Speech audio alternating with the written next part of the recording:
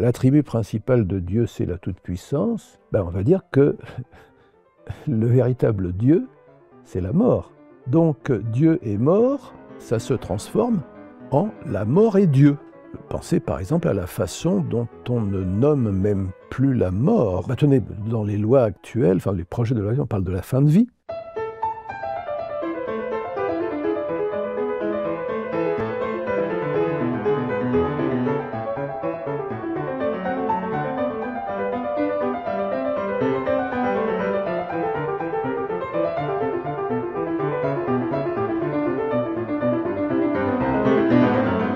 Tout se passe comme si notre modernité avait sécularisé, comme elle l'a fait pour bien des notions théologiques, l'idée de providence.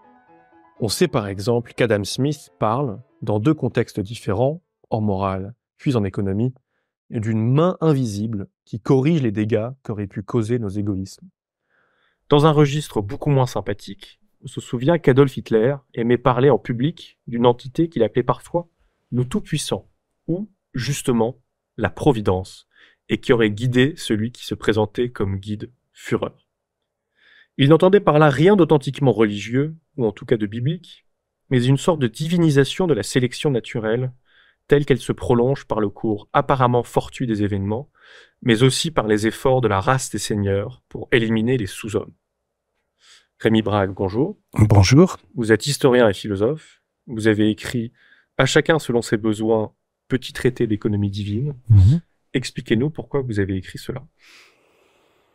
Eh bien, justement parce que je pense assez profondément que le rôle du philosophe, qui est un petit peu frotté d'histoire, je suis plutôt un philosophe déguisé en historien des idées ou le contraire, je crois que la tâche, disons, de cette sorte d'intellectuel, c'est d'essayer de comprendre notre époque. L'histoire, c'est bien joli, mais enfin, comme disent maintenant beaucoup de jeunes, tout ça, c'était avant. Bon, donc, c'est pas intéressant. Ben, si, parce que l'avant marque profondément notre présent et oriente un possible après. Donc, j'ai voulu réfléchir sur cette notion qui nous semble maintenant complètement obsolète. Qui croit encore en la providence? Eh bien, j'ai essayé de montrer qu'en fait, nous y croyons dur comme fer, quelque part, comme diraient nos amis les psys. Et je donne comme exemple eh bien, le souci de l'environnement qui semble gouverné par la règle suivante: nous pouvons faire n'importe quoi, nous pouvons saloper la planète. Eh bien, il y a la nuit des gentils petits lutins qui vont nettoyer tout ce que nous avons sali, qui vont redresser tout ce que nous avons tordu, etc., etc. L'autre domaine dans lequel il semble que nous croyons à la providence, c'est que nous avons déconstruit, excusez le gros mot, toutes les politiques familiales. L'État, en particulier sous un président qui a précédé celui que nous avons la chance immense d'avoir en ce moment, eh bien, il a tout fait pour faire comprendre aux familles que l'État se désintéressait d'elles. Donc, nous cessons de faire des enfants, nous cessons d'avoir des enfants. L'allemand dit magnifiquement, nous cessons de recevoir des enfants, bekommen, kriegen en langage populaire. Et nous nous imaginons qu'il existe quelque part, en tout cas nous faisons comme si nous nous imaginions qu'il existe quelque part une gentille cigogne qui va nous apporter les bébés que nous empêchons de naître, voire que nous éliminons, alors qu'ils sont déjà en cours de production dans le sein de leur mère. Donc tout se passe comme si nous croyions en quelque chose comme la providence. Alors j'ai voulu redresser la barre et donner de la providence une notion à peu près plausible. Et ce qui m'intéresse particulièrement dans ce que vous dites, c'est que notre époque a une sorte d'indépendance arrogante vis-à-vis de la religion, Oui. en s'imaginant qu'on pourrait s'en défaire tranquillement. Or, elle semble revenir par la fenêtre de façon assez improbable et assez inexplicable. J'aimerais vous donner un exemple là-dessus. Oui. Quand j'ai étudié à Exeter, au Royaume-Uni, je mettais encore une majuscule à Dieu et mon pronom Dieu. Et mon professeur de théologie m'a regardé avec un léger amusement presque méprisant en me disant ça c'est un vieil usage qui ne se fait plus aujourd'hui, en tout cas dans les départements de théologie. Et ça m'a étonné sur le coup, j'ai gardé ça dans un coin de ma tête, mais je suis passé à la suite. Et quasiment au même moment, si on veut, le New York Times et une quantité très impressionnante de médias anglo-saxons, notamment américains, se sont mis à capitaliser le B dans Black. Et là, j'ai trouvé ça amusant en me disant, c'est comme s'il y avait une quantité, si tant est que cela est une quantité minimale de sacré dans toute société, et que ça se concrétiserait par une quantité minimale de majuscules. Et que si on enlève une majuscule quelque part, c'est comme une taupe ou une bouée qui pousserait sous l'eau, elle doit ressurgir ailleurs. Et là, en l'occurrence, une sacralisation de la figure de l'autre, qui a pris d'ailleurs un grand A dans les courants postmodernes et lacaniens, qu'il fallait trouver de la sacralisation ailleurs. C'est très intéressant ce que vous dites sur la minuscule dont vous étiez chargé de charger Dieu, parce que ça n'est pas la première fois que l'on a pu observer un tel phénomène.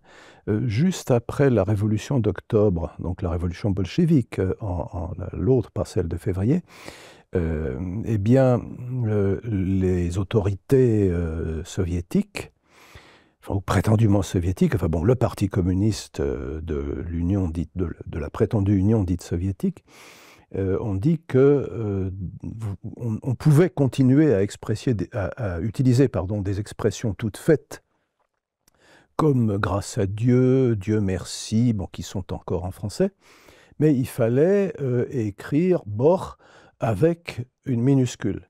Donc, quand vous disiez Slava Bogu, grâce à Dieu, il fallait que Dieu porte une minuscule. Donc, vous voyez, il y a des choses qui ressurgissent. Alors, le Royaume-Uni n'est évidemment pas l'Union soviétique, même si le U est peut-être aussi trompeur que dans le cas de l'URSS, mais bon. Toujours est-il que nous avons là quand même des résurgences. Nous croyons en avoir fini avec le léninisme. Eh bien, certains de ces aspects reviennent. Et il en est de même, vous l'avez remarqué, du religieux, je ne dirais pas de la religion, mais du religieux au sens du neutre allemand, ce qui est religieux. Effectivement, on pourrait se demander si il n'en est pas de même du religieux que des majuscules, à savoir que sa quantité reste constante, mais que il a des résurgences dans différents endroits. Bon, j'aime pas tellement la notion de religion politique, même si elle a eu d'illustres défenseurs comme Erich Voegelin en Autriche, et puis aux États-Unis et en République fédérale, comme Raymond Aron chez nous, bon, immense penseur. Bon. J'aime pas tellement parce que, en fait, il s'agit d'une perversion du religieux. Donc, il faudrait dire religion politiquement pervertie ou quelque chose comme ça. Parce que je n'aime pas tellement qu'on dise, voyez, par exemple, le communisme, c'était une religion séculière, puisqu'il y avait un pape qui était le numéro 1 du parti, il y avait un dogme qui était la ligne du parti, il y avait des conciles qui étaient le plénum, qui applaudit le comité central, lequel applaudit lui-même le plénum, etc. Bon. Disons que l'idéologie, dont le léninisme est quand même, Alain Besançon l'a montré, la forme peut-être la plus pure, enfin la réalisation la plus parfaite, l'idéologie est une double perversion. Perversion du religieux et perversion du scientifique, puisque de même que le nazisme prétendait s'appuyer sur la biologie, une sorte de darwinisme qui aurait dégoûté Darwin lui-même. Eh bien, de même, le léninisme prétendait s'appuyer sur un marxisme. Alors, aurait-il dégoûté Marx lui-même? Il ne faut peut-être pas exagérer là-dessus, mais enfin, c'est une pseudo-socio-économie qui permettait de justifier tout et le contraire du tout, suivant la ligne du moment. Donc, je crois qu'il faut être un petit peu prudent lorsque l'on parle de résurgence du religieux. Il y a résurgence, en effet, mais alors sous une forme, tout à fait empoisonnée.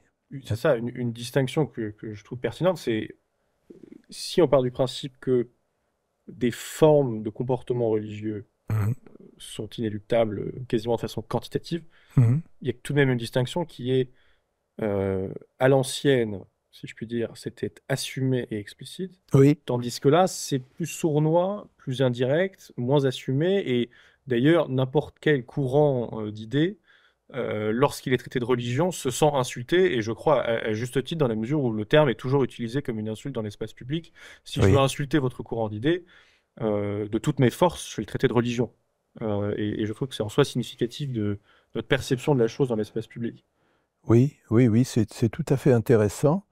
Mais vous savez, les forces les plus profondes d'une société, enfin dans une société ou sous une société, plus exactement, sont très souvent souterraines. Et d'ailleurs, je parle des sociétés, mais bon, nous ne sommes pas nous-mêmes comme individus exempts de ce genre de choses. Ce qui nous gouverne n'est pas toujours conscient. Hein. Là, je fais de la psychanalyse à 4 sous le pot, mais il y a quand même un petit peu de vérité là-dedans. Hein. Nous sommes assez souvent orientés, en tout cas, peut-être pas gouvernés, mais orientés par des choses dont nous ne sommes pas maîtres. Et bon, là où est-elle ça?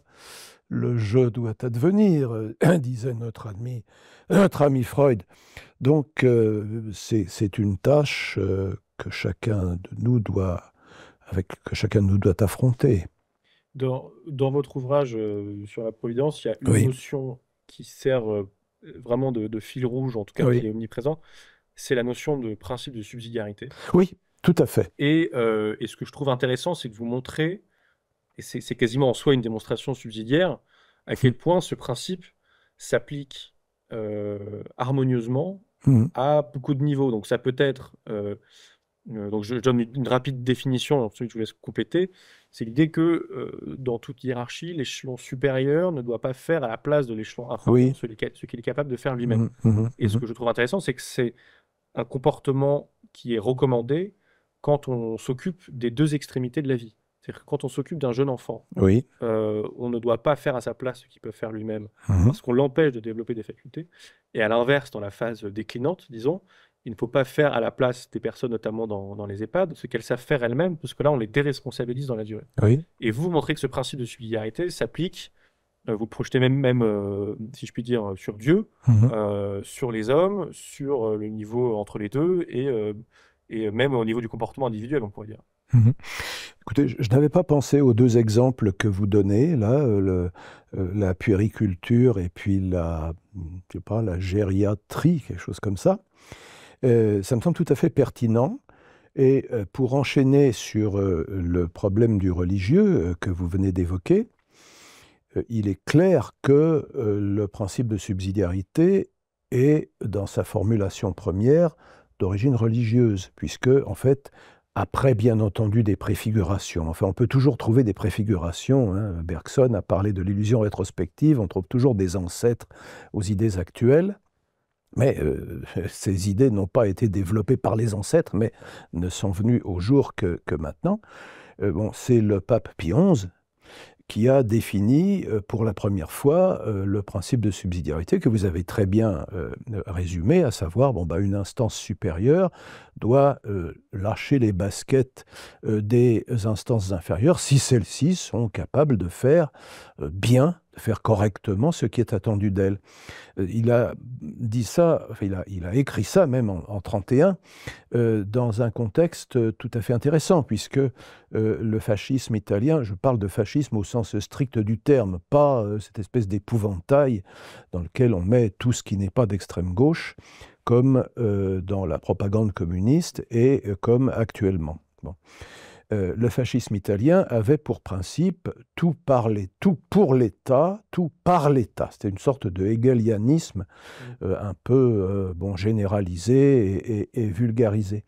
C'était la formule qu'un philosophe d'ailleurs tout à fait respectable et important, Giovanni Gentile, en personne, peut-être l'un des plus grands philosophes italiens du XXe siècle, avait expliqué dans l'article Fascismo de la Enciclopedia Italiana. Bon.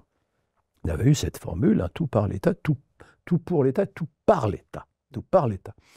Et ça avait amené, alors là, ce en quoi le fascisme italien flirtait avec, disons, les totalitarismes nazis et communistes, ça avait amené à la tentative de l'État de s'emparer de l'éducation de la jeunesse, et même de l'éducation des enfants. Alors, tout totalitarisme a des organisations de jeunesse.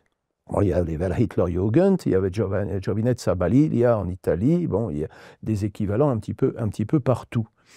Et le pape a dit, écoutez, les familles font bien ce qu'elles font, enfin, elles réussissent à éduquer leurs enfants, à leur apprendre à parler, à leur apprendre à se comporter d'une manière responsable, à les socialiser, comme on dit. Bon, on ne voit pas pourquoi l'État se mêlerait de ce que les familles font bien. En revanche, si les familles n'arrivent pas à le faire, eh bien l'État doit leur donner ce qui s'appelle chez nous des allocations familiales, enfin, il doit y avoir des aides, etc. Mais chaque niveau doit être respecté justement comme ce qu'il est, et qu'on ne lui demande pas plus, mais qu'on ne le laisse pas non plus tomber dans une sorte de mentalité d'assistanat, d'attendre tout, d'une attente supérieure.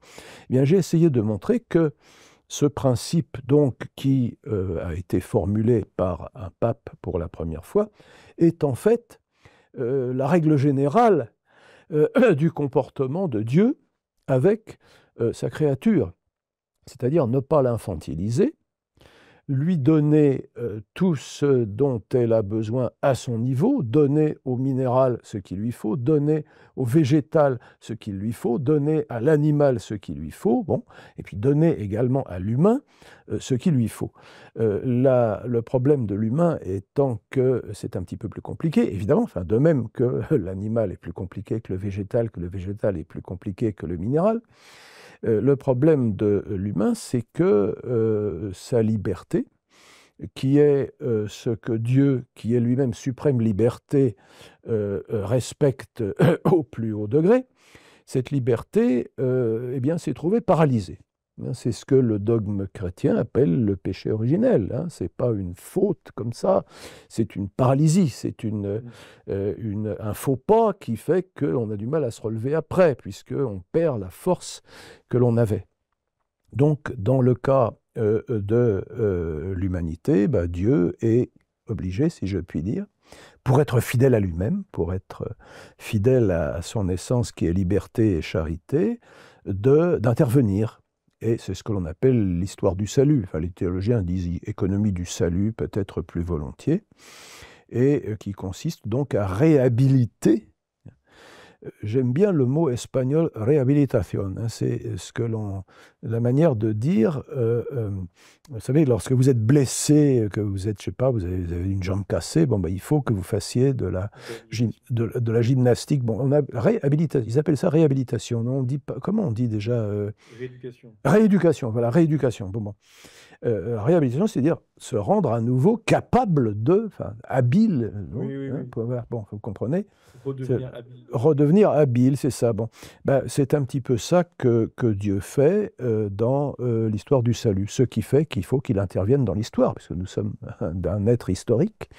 Et à la différence bon, ben, des animaux qui tournent un petit peu en rond, enfin bon, nous, ben, il faut que nous entrions dans un partenariat conscient et organisé, comme on disait au parti, avec Dieu. C'est ce qu'on appelle religion. Bon, le mot vaut ce qu'il vaut. Vous avez parlé d'infantilisation, Oui, et je trouve que c'est un point clé dans le rapport sain à l'autorité.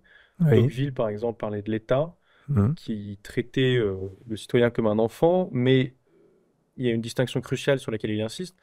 Il le traite de telle sorte à ce qu'il reste enfant, et non pas à ce qu'il Oui, devienne adulte. Et je oui. pense que ça, c'est une façon de formuler la distinction. Et par ailleurs, ce que je trouve très intéressant et même politiquement prometteur Mhm. avec la notion de principe de subsidiarité, c'est que ça fâche et ça flatte à distance égale les socialistes et les libéraux.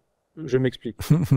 Euh, le libéral, il trouve son compte Mhm. parce qu'on est en train de lui dire il faut que l'État intervienne le moins souvent possible. Mhm. De ce point de vue-là, il y a un anti-étatisme. Vous Mhm. l'avez fait en critiquant le fascisme tout à l'heure. Enfin, j'imagine que vous le critiquez. Euh, Oui, et, euh, quand même. et donc, de ce point de vue-là, on est en train de dire est-ce que l'État peut sortir de notre vie? Ça s'applique aux Mhm. libéraux. Par contre, lorsqu'on n'arrive pas à régler son différend à notre niveau Mhm. et qu'on passe à l'échelon supérieur, il y a bien un moment où quelqu'un en haut doit finir par trancher un jour. Mhm. Et à ce moment-là, en agissant et en tranchant, il tranche, il arbitre, et donc il œuvre quand même en fonction d'une certaine conception du bien. Oui. Donc l'État n'est pas neutre. Et là, de ce point de vue-là, on se réconcilie avec les socialistes, mais on se fâche avec les libéraux. Mhm. Et je trouve que c'est intéressant de voir que c'est une conception du rapport à l'État, aux citoyens, qui peut se faire aussi à l'autre échelle du rapport à Dieu, à l'homme, Mhm. qui est de dire il faut qu'il intervienne le moins possible, mais il sera toujours l'aboutissement, la concrétisation d'une certaine conception du bien. Oui. Est-ce que vous êtes d'accord avec cette sorte d'équilibre, en quelque sorte, de la conception? Dans mon livre, je parle assez peu de politique. Hein. C'est pas mon sujet. Bon, tout simplement. Je veux dire, je n'ai rien contre la politique, c'est très bien. Mais bon, c'est pas ma tasse de thé personnelle, et surtout pas la tasse de thé de ce bouquin. En revanche, non, ce que vous avez dit me convient assez. Déjà parce que bon, vous savez que Baudelaire parle quelque part du plaisir aristocratique de déplaire.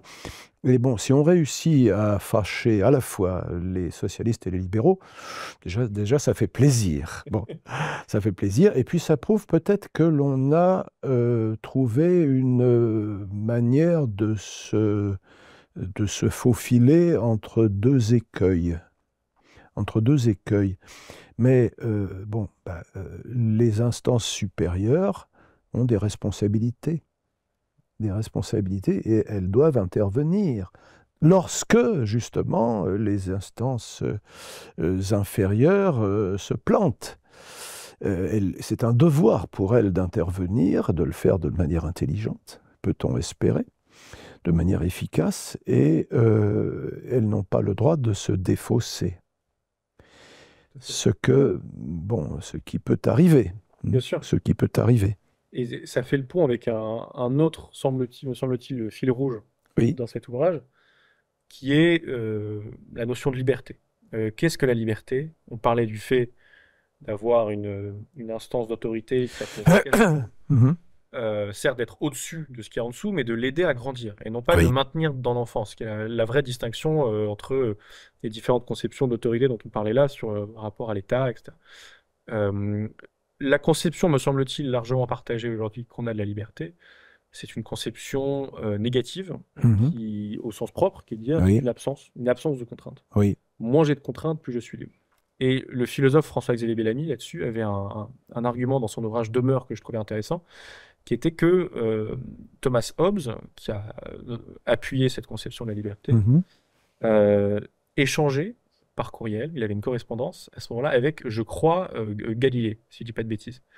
Je ne sais pas si les dates collent. Le Léviathan, c'est de 1650. Galilée est mort en 1642.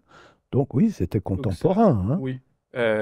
Et pourquoi c'est intéressant? Parce que Galilée parlait de l'espace, il Mhm. parlait du vide, et il parlait du Mhm. mouvement de Mhm. matière dans l'espace, etc. Mhm. Et l'argument de Bellamy est de dire que implicitement l'espace est devenu, c'est-à-dire le Mhm. vide le plus, ce qui se rapproche le plus de la concrétisation du vide, Mhm. Mhm. est devenu cette sorte d'idéal implicite chez Hobbes et chez un certain nombre de penseurs modernes et libéraux, Mhm. en disant on atteindra la liberté le jour où on aura le vide, où on aura l'espace. Et je trouve que Mhm. Mhm. cette métaphore est intéressante parce que la concrétisation du vide, Oui, par définition, ne peut que être un processus destructif.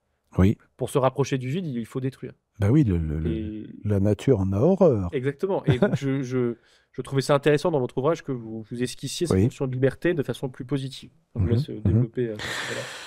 Ben écoutez, je crois qu'il faut déjà commencer par taper énergiquement contre la conception, enfin si c'est un mot juste, disons contre la représentation imaginaire que beaucoup de nos contemporains, et personne n'en est exempt, il faut que je lutte moi-même contre ça, se font de la liberté.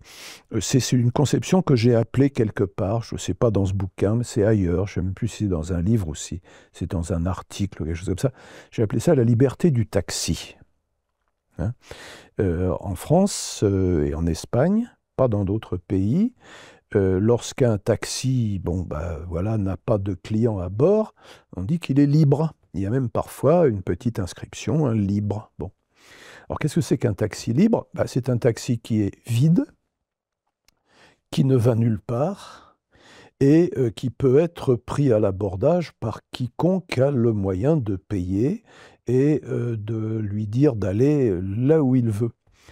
Ça me semble une métaphore assez jolie pour enfin bon, là, je suis en train de me jeter des fleurs à moi-même. Enfin, je trouve que c'est assez marrant, en tout cas, pour caractériser la façon dont beaucoup de nos contemporains conçoivent la liberté. C'est-à-dire, bon, effectivement, à l'absence de contraintes. Mais est-ce que l'on veut n'aller nulle part? En général, dans une vie à peu près réussie, on veut aller quelque part.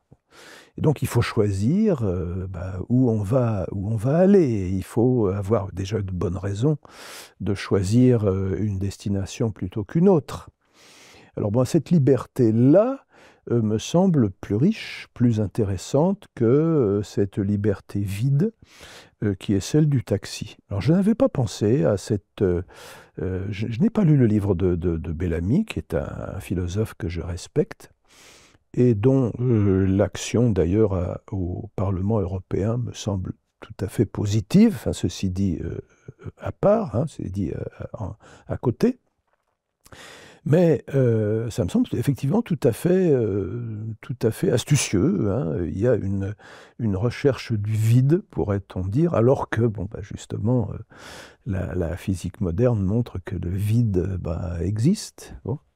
Il peut exister dans certaines conditions, bon, qui ne sont pas les conditions de notre expérience concrète. Enfin bon, ça peut exister. Et je crois qu'effectivement, il faut redonner sa dignité au mot de liberté. Parce que cette liberté vide, voilà. Elle a quand même un avantage, c'est qu'elle intéresse bigrement, pour reprendre ma métaphore, ceux qui sont capables de payer et de prendre le taxi. Tous ceux qui sont habiles dans l'art de manipuler, tous ceux qui sont capables d'indiquer une direction, enfin tous les guides, tous les Führer, pour le dire en allemand, tous les caudillos, pour le dire en espagnol, tous les duce, pour le dire en italien. Bon. Tous ces gens-là ont tout intérêt à ce que le taxi soit vide, à ce que le citoyen ait une liberté entièrement négative, parce que dans ce cas-là, ils pourront lui dire, écoutez, allez plutôt dans cette direction.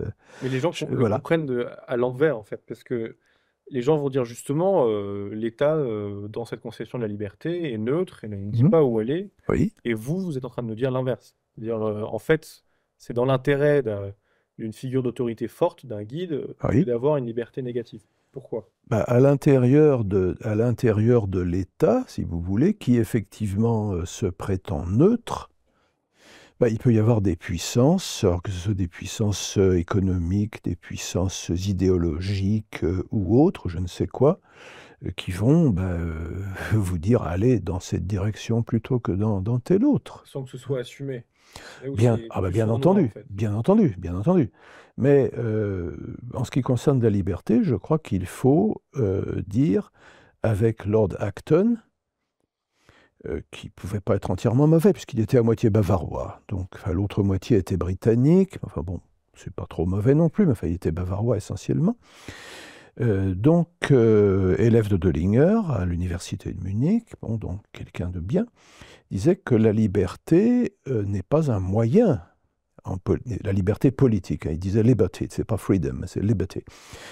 Il dit que la liberté donc politique, la liberté telle qu'elle est garantie par des lois, par des droits, et qu'elle implique des devoirs, cette liberté-là n'est pas une fin, n'est pas un moyen, pardon, c'est au contraire une fin en soi. Enfin, c'est à ça que doit servir l'État.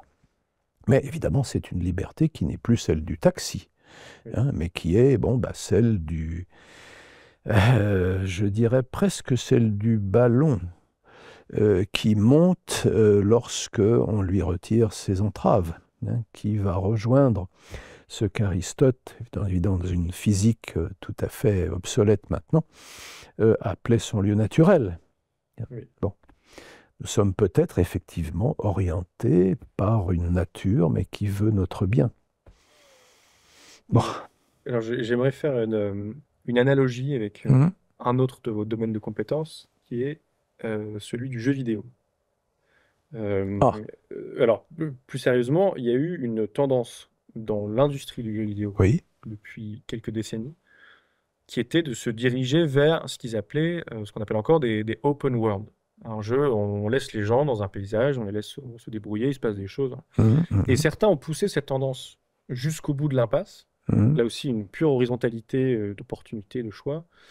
Et il y a un jeu qui est sorti, ça doit faire 10 ans maintenant, qui s'intitulait No Man's Sky, qui était la plus grande carte possible, imaginable, qui était l'espace.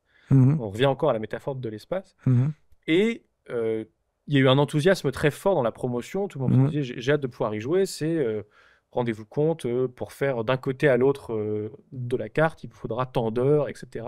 Il y a vraiment toute une communication autour de la quantité, de l'espace. Sauf que l'intérieur était pas très intéressant et que les gens ont récupéré un immense vide. Et que face à ça, il y a eu un peu cette idée on a tenté cette pure horizontalité, liberté négative, cet espace concrétisé, ce vide immense, jusqu'au bout.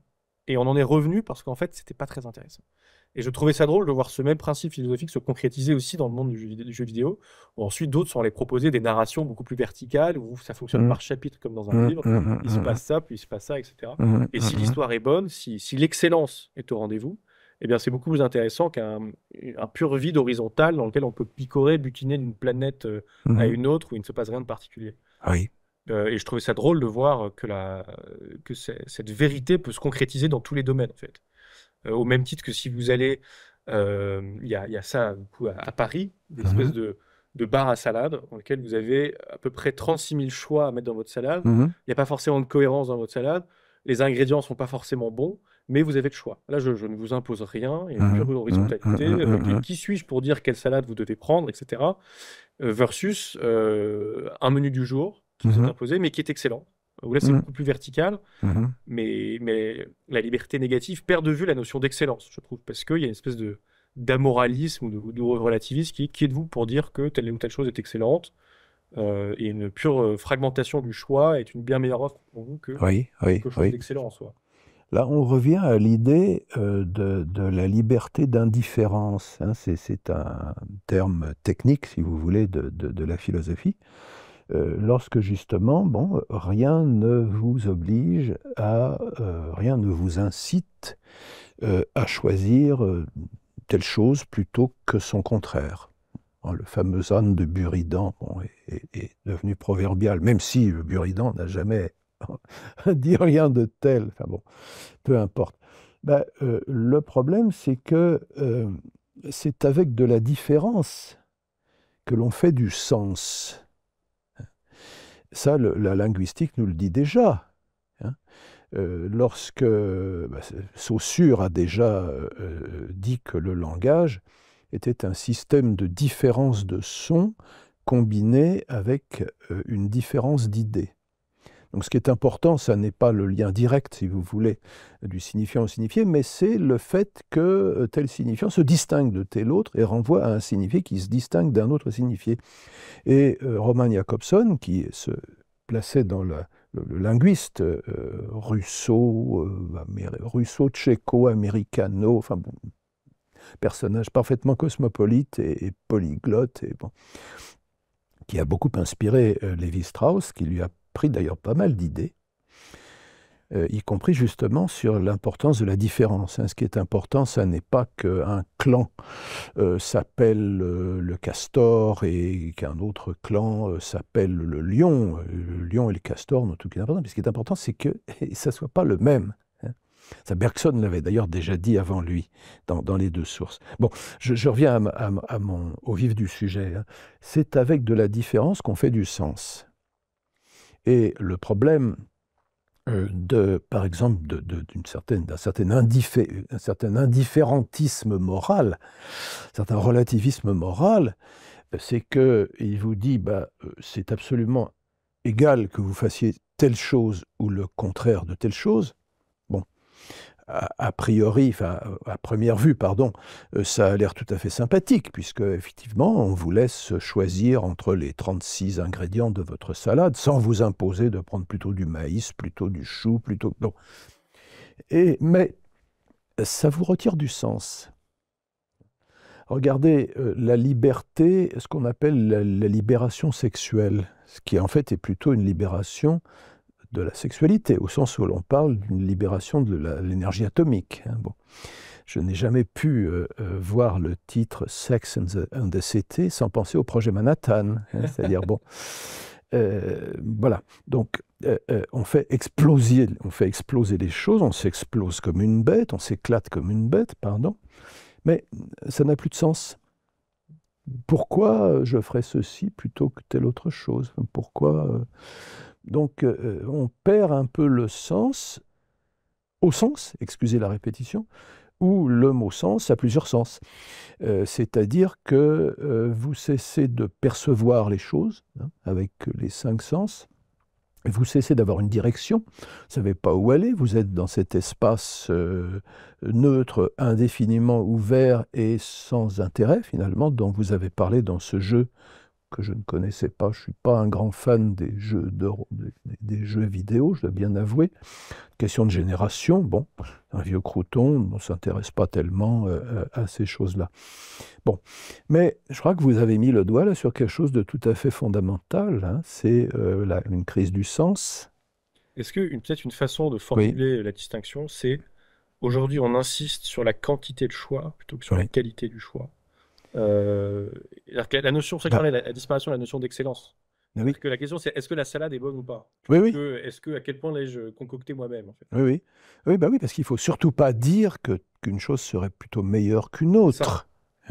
Et quand vous parliez de sens, vous avez raison d'insister sur le double sens du mot sens. Quand les gens disent ma vie n'a pas de sens, ils disent aussi parfois littéralement je ne sais pas où je vais.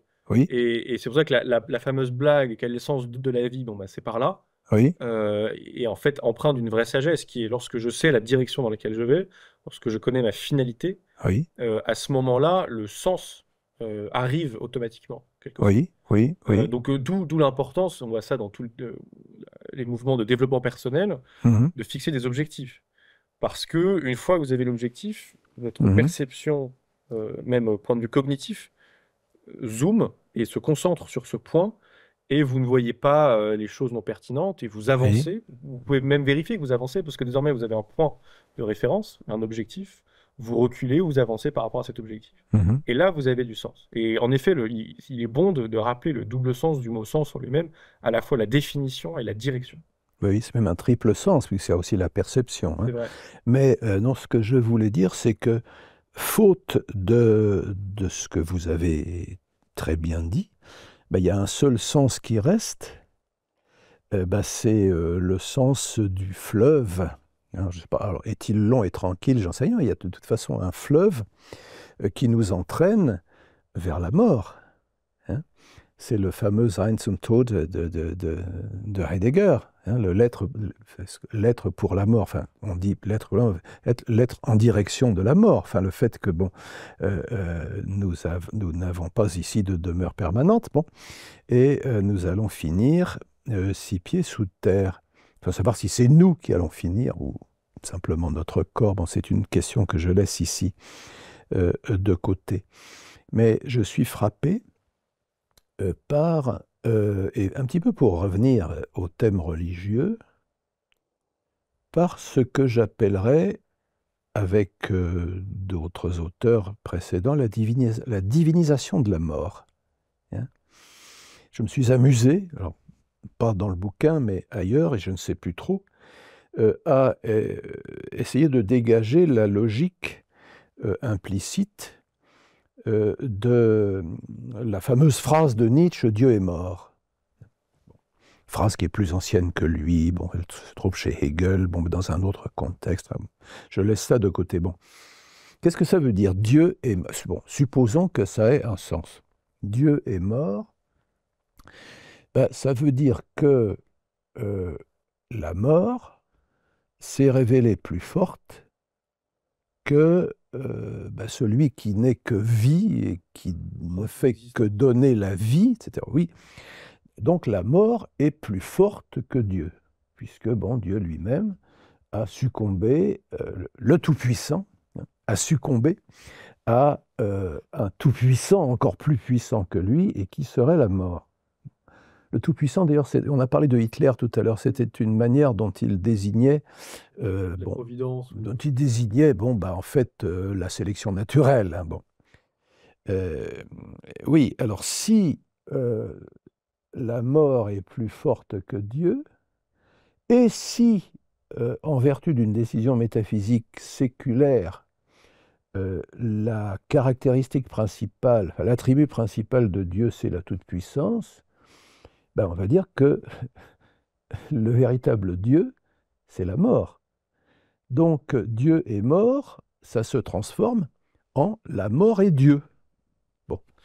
Et il y a dans notre civilisation, si on peut encore l'appeler ainsi, il y a des signes qui laissent penser que ça a été pensé. Enfin, ou en tout cas, ça a été senti. Pensez par exemple à la façon dont on ne nomme même plus la mort, hein, un peu comme, je ne sais pas, le juif pieux ne nomme pas le Dieu d'Israël. Il ne nomme pas comme les moldus ne nomment pas Voldemort dans Harry Potter. Il ne faut pas prononcer son nom, et là c'est pareil, c'est la mort dont on ne prononcera pas le nom. C'est un peu ça, c'est un peu ça. Je ne suis pas un grand fan de Harry Potter. Hein. Le premier volume m'est tombé des mains après quelques pages. Il faut que je m'y remette. Je me repens, je bats ma coulpe, etc. Bon, c'est très mal. Bon, il faut que j'y retourne. Bon. Mais regardez la façon dont on parle. Bah, tenez, dans les lois actuelles, enfin les projets de loi, on parle de la fin de vie. Bon, la fin de vie, bon, voilà, on contourne le sujet. C'est amusant de voir comment le fait que la mort soit caractérisée comme quelque chose de divin. Et le paradoxe, pardon, là-dessus, c'est qu'on avait jadis, disons, une culture de vie, mais qui a accepté de nommer la mort et de la regarder en face. Oui. Et aujourd'hui, une culture de mort, mais qui ne la nomme plus, qui ne la regarde pas en face. Oui, ni le soleil ni la mort ne se peuvent regarder en face, hein, comme dit l'autre. Bon. Et effectivement, nous avons l'impression que la réalité ultime, c'est la mort. Hein. Il y a un écrivain allemand qui a dit ça au XIXe siècle, c'est un écrivain suisse, pardon, mais de langue allemande, Konrad Ferdinand Meyer. Hein. La tentation de Pescara. Pescara, c'est un condottiere et ça se passe à la Renaissance italienne. Il se sait qui sait qu'il a une blessure qui va le tuer. Et il parle de sa mort comme étant son Dieu. c'est assez amusant. Hein, la formule que j'ai retournée, là, bon, se trouve déjà en littérature. Les écrivains, d'ailleurs, ayant souvent le nez plus creux que, là je le dis à la honte de ma corporation, que les philosophes. Hein. Oui, et les philosophes, les écrivains ont souvent un temps d'avance, oui, effectivement. Hein, chez Céline, c'est assez clair aussi, hein, enfin, même si le voyage, c'est de 5 ans postérieur à Être et temps. Enfin, Heidegger, là, quand même, devancé 1927-1932. Bon, effectivement, il y a 5 ans de différence, mais bon. Voilà, alors nous sommes un petit peu là-dedans. Hein. Nous sommes dans vous avez parlé de la culture de mort. Bon, c'est une formule qui a été risquée par le pape Jean-Paul II. Formule paradoxale d'ailleurs, parce que culture de mort, c'est contradictoire en un sens. La mort de la culture. Oui, mais une culture qui ne serait pas une culture de la vie. La culture, c'est quand même d'abord agriculture. Hein. Ça consiste à faire pousser, à faire croître. Si toutes nos carottes sont mortes, elles sont cuites, hein, si je puis dire. Et une autre façon de voir cette notion d'inéluctabilité du religieux, c'est que les sociétés les plus sécularisées du monde, dont une bonne part sont en Europe aujourd'hui, ont eu une fascination, et en tout cas quantitativement un accueil de l'islam. Où là aussi, c'est comme s'il nous fallait, évidemment c'est une métaphore, mais je trouve l'image et le symbole intéressant, une quantité minimale de croyants dans un espace géographique donné à un instant T. Et que quand la religion historique traditionnelle s'effondre, donc en France par exemple le catholicisme, il faudrait qu'il continue à y avoir du sacré sous une autre forme. Et vous avez écrit là-dessus un livre sur l'islam, qui s'intitule Sur l'islam, publié chez Gallimard. Et je vais mettre là à l'écran. C'est un livre que j'ai trouvé particulièrement intéressant.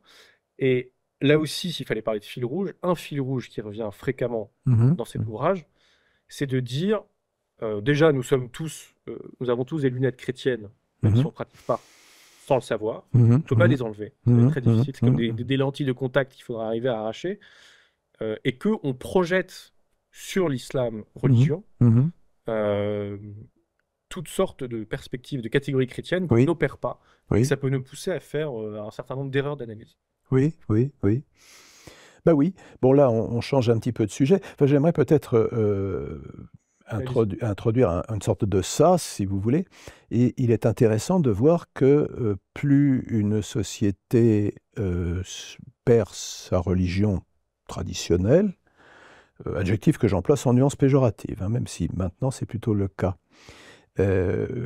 Plus, par exemple, la France se déchristianise, plus sa démographie s'effondre. Et c'est parfaitement logique, si vous voulez. Quelle raison aurions-nous de donner la vie ? Bon, pendant un temps, pendant des siècles, c'est l'instinct qui commandait. Bon, nous avons substitué à l'instinct la liberté, ce qui est très bien, ce qui est tout à fait positif. Bon.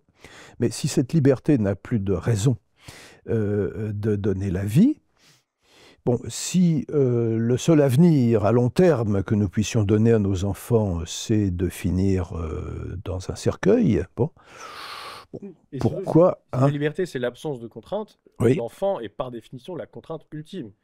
Oui, donc, et puis il n'y a pas de raison de continuer. Et là, vous avez raison aussi, c'est que la sécularisation étant une expérimentation sociale extraordinairement récente et assez inédite, on s'est toujours imaginé que par inertie, on continuerait à faire des enfants.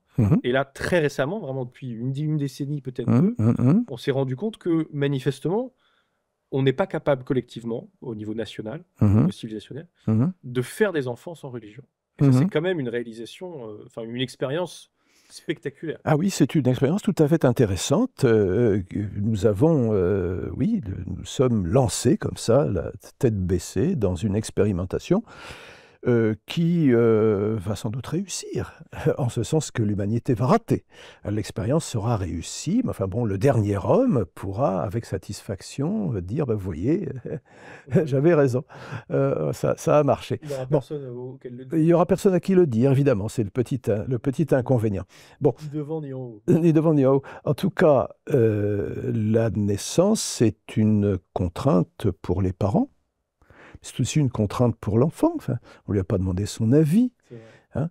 Vous verrez, vous avez un enfant très jeune, mais à un moment, tout adolescent dira « Et puis d'abord, je n'ai pas demandé à naître. » Bon. Et c'est bien vrai. Et personne n'a demandé à naître. La naissance est un acte profondément antidémocratique. Enfin bon, alors donc, pour revenir à l'islam, effectivement, j'ai mis quand même, enfin, ça fait une bonne trentaine d'années que je m'intéresse au sujet, puisque j'ai fait 20 ans, c'est le maximum depuis Badinter, j'ai fait 20 ans d'enseignement de la philosophie arabe à la Sorbonne.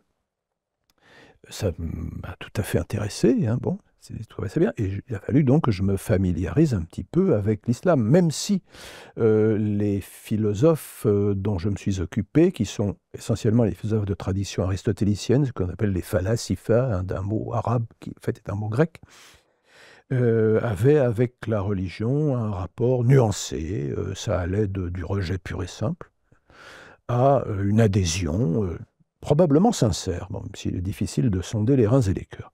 Alors donc je me suis un petit peu documenté là-dessus, puis j'ai passé les 5 dernières années avant la rédaction de ce bouquin, qui est de 2023, à n'étudier que cela, donc à lire des tas de choses d'auteurs musulmans et de savants qui écrivaient sur l'islam. Et je me suis aperçu effectivement que à peu près tous les mots dont nous nous servions pour parler de l'islam, à commencer par le mot de Dieu, à commencer par le mot de religion, bon, tous ces mots eh bien, ont déjà dans notre cerveau un biais chrétien. Que nous soyons le pratiquant le plus pieux ou le bouffeur de curé le plus enragé, ne fait aucune différence. La manière dont nous concevons l'islam, dont nous le voyons, ce sont des lunettes chrétiennes. C'est assez difficile de les ôter, mais il faut déjà en prendre conscience. Alors c'est ce que j'ai essayé de faire. J'ai dit, je parle de religion, je ne sais plus quel journaliste m'a fait dire, c'est le titre d'un article, d'un entretien avec moi, l'islam n'est pas une religion. Bon, c'est évidemment stupide, mais il faut dire que certains journalistes, je ne voudrais pas, je ne sais pas qu'il n'y en a pas dans la salle, On est entre deux. vous êtes c'est un journaliste, lorsqu'un mot une phrase fait plus de trois mots, ils sont un peu perdus. Bon, en fait, ce que j'avais écrit, c'est l'islam n'est pas une religion au sens où nous entendons communément, nous qui sommes de formation chrétienne, que nous le voulions ou non, par religion. Bon, alors évidemment, retirer les explications, non, ça rentrait pas. C'est ça, vous savez, comme dans Le Père Noël est une ordure, hein, ça tient pas dans la case. Hein, il faut écrire, ça dépend, ça c'est pas oui, non. Bon, donc j'ai essayé de montrer comment l'islam se voit lui-même et pas comment nous le voyons ou nous aimerions le voir. Donc j'ai donné la parole à des quantités d'écrivains que je traduis, de l'arabe bien entendu. D'ailleurs, j'allais dire, pour être un grand écrivain, théologien musulman, faut-il avoir un nom qui commence par A? Ça a l'air d'être un des critères. Oui, c'est souvent, oui. Avicenne, son nom ne connaissait pas pareil, il s'appelait Ibn Sina, Averroès s'appelait Ibn Rushd, mais oui, disons que souvent vous êtes désigné, comme le cas d'Al-Kindi, par le nom de la tribu de tribu noble du Yémen, à laquelle vous appartenez, ou Al-Farabi, qui était originaire d'un petit patelin qui s'appelait Farab en Asie centrale. Non, le A, c'est l'article. Le Al, pardon, c'est l'article. Donc, non, ça n'est pas nécessaire. Ça n'est pas nécessaire. Vous distinguez et c'est déjà une première façon, je pense, d'expliquer la chose aux gens qui nous écoutent. 4 sens différents Oui. du terme islam. Oui, oui, oui. Et Oui, ça me quand semble. j'ai vu ça, je me dis 4, j'arrive à en imaginer 2. Mhm. Et avant que vous me présentiez les 2 autres, j'aurais pas pu les deviner de l'extérieur. Bah, j'ai eu du mal, moi aussi, à dégager, à distinguer les deux premiers, hein. Le premier sens, c'est, disons, une sorte d'attitude, d'attitude religieuse, hein, d'abandon de soi entre les mains de Dieu. Soumission. Oui, on traduit soumission. Bon, ça a pris une sonorité un petit peu péjorative, bien, même avant le roman de Houellebecq, hein, bon, qui est un très bon roman d'ailleurs, qui se lit très agréablement. Bon, et c'est le sens qui apparaît, par exemple, dans le Coran lorsque il est question d'Abraham. Hein, on dit Abraham était musulman. Bon, évidemment, les musulmans actuellement comprennent il était musulman. Oui. Donc, mais à l'époque, donc au 7e siècle, où et quand le Coran a-t-il été rédigé? Ça, Oui. je n'entre pas dans la question. C'est très controversé. Mais bon, ça voulait dire simplement bon, soumis à Dieu. Bon. Le deuxième sens, bah, c'est la religion constituée avec des dogmes et des pratiques, hein, les fameux 5 piliers de l'islam. Bon, tout le monde parle. Le troisième sens, c'est la civilisation. Là, j'écris avec majuscule. Comme c'est un quasi-nom propre, bon, avec majuscule, mon civilisation qui est datée, qui commence, disons, au 7e siècle, au 8e, et qui s'étend jusqu'à nos jours, et qui a une limite, une définition géographique, hein, ça va en gros de la Mauritanie à l'Indonésie. Bien. Et puis, quatrième sens, les populations, les gens. Quand on dit le réveil de l'islam, bon, bah, ça veut dire les gens qui, au moment de la Narda, à la fin du 19e siècle, ou avec les luttes anticoloniales au 20e siècle, bon, bah, ont repris conscience de leur identité. Donc il est important de distinguer ces 4 sens, d'abord pour le plaisir de couper les cheveux en 4, hein, ça c'est un plaisir de philosophe, mais aussi parce que en mélangeant les 4 sens, on aboutit à des contresens. Donc il y a une partie qui s'appelle 4 sens, 4 contresens, quelque chose comme ça. Lorsque l'on, je sais pas, tenez, la notion d'islamophobie par laquelle je commence, dans un premier chapitre dans lequel je me suis un petit peu lâché, là, je crois. Bon, j'ai un peu souri. Bon. Quand vous parlez de la notion d'islamophobie, vous confondez, je sais pas, le fait de ne pas aimer la cuisine à l'huile, la friture, hein, où il y a un président de la République qui a parlé de cela. Hein, bon. Vous n'aimez pas le ramdam, si j'ose dire, le soir du ramadan, parce que ça fait du bruit. Bon. Ou alors vous n'aimez pas les Arabes. Bon, parce que c'est des croyats, tout ça. Bon, enfin, on pense tout à fait, le connard moyen, bon, voilà, est à l'œuvre. Le beauf moyen est à l'œuvre. Bon, et puis vous mettez avec ça le fait, par exemple, de dire que l'apport culturel de l'islam comme civilisation à la civilisation mondiale est certes important, mais pas absolument capital. Enfin, c'est pas le génial Popov, ils n'ont pas tout inventé. Bon. Et puis vous pouvez dire aussi le philologue qui fait remarquer que le Coran n'a pas pu être rédigé n'a pas pu être donné, si je puis dire, avant la mort du prophète, mais qu'il y a des éléments qui sont bien postérieurs, qu'il y a des éléments qui n'ont pas pu être donnés dans le Hijaz, mais bien beaucoup plus au nord, géographiquement parlant. Bon, tous ces gens-là, donc le crétin et le philologue savant, ou l'historien érudit, tout ça, vous le mettez dans un même panier, plus exactement dans une même poubelle. C'est l'islamophobie. Alors, non, on ne distingue pas.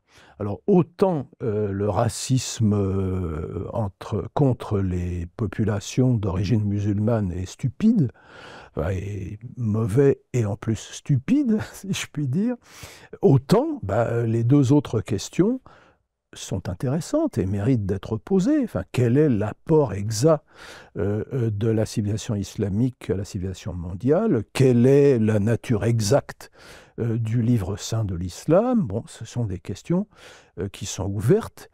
qui me passionne personnellement, même si je n'en suis pas spécialiste.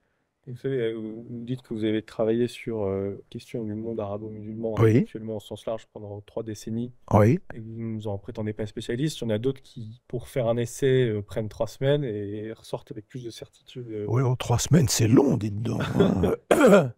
Et alors, Oui, enfin bon. moi, ce qui m'intéresse aussi, c'est là aussi dans l'idée de ne pas sous-estimer à quel point on plaque quand même des lunettes chrétiennes sur Oui, l'islam, c'est de mettre en exergue les différences profondes philosophiques, conceptuelles. oui, L'une d'entre elles, me semble-t-il, j'ai relu un peu d'Averroès hier soir avant de vous recevoir.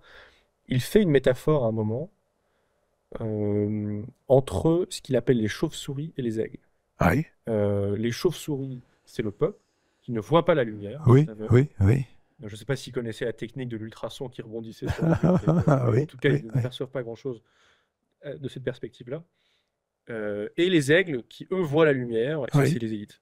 Et la philosophie, oui, et la rationalité même, par certains égards, c'est un travail que les élites doivent faire, peuvent faire. Par contre, les masses, les chauves-souris, elles ne peuvent pas vraiment pratiquer la philosophie et la théologie, c'est très bon pour eux. Ils ont les hadiths du Coran, oui. ils ont, pardon, les hadiths et le Coran, et ils n'ont pas besoin d'aller creuser beaucoup plus que ça. Et je Mhm. trouve que là, c'est très très différent du rapport entre foi et raison qu'on a dans le christianisme, Oui. et que cette métaphore animale, qui parle quand même de 2 espèces différentes, Mhm. vient induire une distinction de nature et non pas de degré entre les élites et le peuple. C'est-à-dire qu'on n'a pas progressivement la chauve-souris qui devient un aigle. Là, on Mhm. a quand même 2 Mhm. espèces différentes. Mhm. Mhm. Et donc, ça induit un rapport peuple-élite, me semble-t-il, Oui. assez différent que dans le christianisme. Bon, c'est tout à fait intéressant, mais bon, déjà, alors la métaphore de la chauve-souris, ça vient directement d'Aristote, hein, c'est D'accord. dans le livre Petit Alpha de la métaphysique, J'ai- bon, où il dit que ce qui est, comment dire, ce qui est visible en soi n'est pas visible pour tout le monde, hein, bon. D'accord. Mais alors, je nuancerai un petit peu votre propos. Est-ce que cet élitisme exacerbé, est-ce que ça vient de l'islam ou est-ce que ça vient de la philosophie? Et je dirais qu'il faut mettre beaucoup de cet élitisme au crédit, ou plutôt au débit d'ailleurs, de la philosophie. Vous savez, les philosophes ne sont pas des gens tendres, hein. Là, je bats un peu ma coulpe, ma coulpe sur la poitrine de la corporation. C'est plus facile que de le faire sur sa poitrine à soi, hein. En ce sens que les philosophes ont parfois, enfin assez souvent, tendance à se prendre pour une race supérieure, si vous Philosophe voulez, hein. roi. Le philosophe roi, oui, absolument. C'est vieux comme le monde, hein. Bon, Platon est allé en Sicile, peut-être avec les meilleures intentions du monde, mais bon. Voltaire a léché les bottes de Frédéric II. Il a justifié l'invasion de la Silésie sans déclaration de guerre. C'était la première fois qu'on faisait ça dans l'histoire. Pourquoi? Parce que Marie-Thérèse, l'Autrichienne, était cléricale, alors que Frédéric II était éclairé, hein, au sens... Diderot avec Catherine II de Russie, c'est peut-être un peu nuancé. Bon, Heidegger... elle aurait bien aimé être fureur de la philosophie allemande, comme Richard Strauss était fureur der deutschen Musik. Bon. Et un élitisme inhérent ou en tout cas, Écoutez, répandu oui, il y a un élitisme philosophique. Bon. Alors du coup, comment expliquer que Euh, le christianisme a été partiellement épargné par cette tendance lourde? Peut-être parce que son récit fondateur, c'est le récit d'une humiliation. Un crucifié, disons, la couronne d'épines, c'est la vraie couronne, hein. C'est pas une métaphore d'une autre couronne, c'est la vraie couronne. Si domination il y a, c'est la domination d'un esclave, ce qui est quand même... D'un nouveau-né dans une étable. Déjà d'un nouveau-né dans une étable qui est absolument impuissant, qui a besoin de tout, qui a besoin qu'on le lange, qu'on le nourrisse, qu'on lui fasse tout. Et puis ça se termine par une crucifixion. Bon, ce qui n'est pas évidemment le sort que se souhaite tout souverain.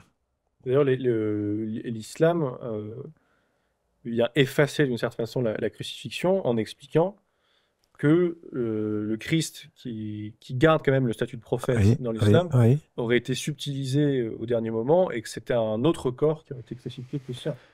Il y a une expression dans le Coran, shubbiha lahum, hein, bon. Alors, il n'a pas été crucifié, mais shubbiha lahum. Alors, est-ce que ça veut dire que c'est l'impression qu'ils ont eue, une impression fausse? Est-ce que ça veut dire qu'ils ne sont pas d'accord entre eux et donc on ne peut pas s'appuyer sur leurs déclarations? Alors, bon, est-ce que ça veut dire qu'un autre, je ne sais pas, mettons Simon de Cyrène, lui a été substitué? Enfin oui, l'islam n'aime pas c'est la crucifixion. Pour lui, bon, bah, le Christ a été emporté aux cieux. Enfin bon, le modèle du prophète pour l'islam, c'est le prophète victorieux. Un prophète victorieux qui meurt dans son lit, enfin dans le lit de Aïcha en l'occurrence. Bon. Donc, c'est pas.